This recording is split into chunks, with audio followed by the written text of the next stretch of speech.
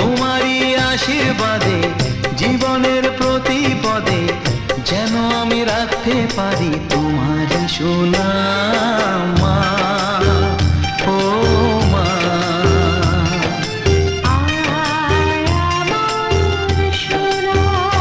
ও স্নেহের ছায়ায় ভালোবাসায় ঢেকে রাখে যে, অনেক জ্বালাশয় বুকে জড়িয়ে রাখে যে, তারই আঁচলে মুখ লুকিয়ে রেখে জীবন আমার কাটিয়ে দেব তোমায় দেখে মা।